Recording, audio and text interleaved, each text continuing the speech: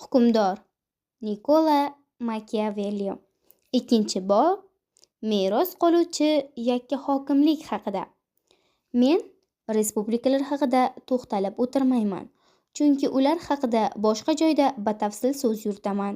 Bu kitobda men to'g'ridan-to'g'ri yakka hukmronlik haqida so'z yuritaman hamda yuqorida belgilangan tartibda rioya qilgan holda podshohlar davlatni qanday yo'llar bilan boshqarishi va ularni o'z hukmi ostida ushlab turishi mumkinligini tahlil qilaman.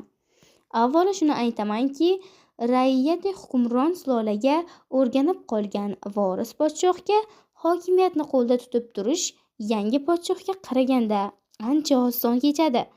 Chunki buning uchun unga ajdodlarining tutumini buzmaslik va kelgusida yangi vaziyatlarga shoshilmay moslashish kifoyadir.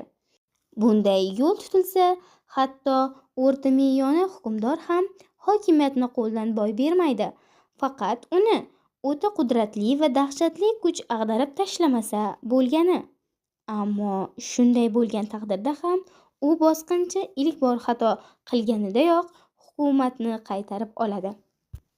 Bizda Italiyada bunga Ferrara gersogini misol qilib keltirish mumkin.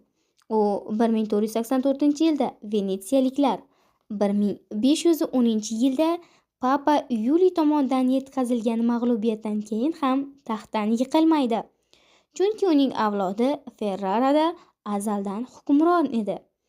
Zero taxtga voris bo'lgan podshohning o'z raiyatiga zulm qilishiga sabab va zaruriyat kamroq bo'ladi. Chunki ular busiz ham unga sadoqat ko'rsatadilar va agar unda xalqning nafratini qo'zg'aydigan haddan ortiq razolatlar bo'lmasa, fuqaroning ardog'ida bo'lishi tabiiy holdir.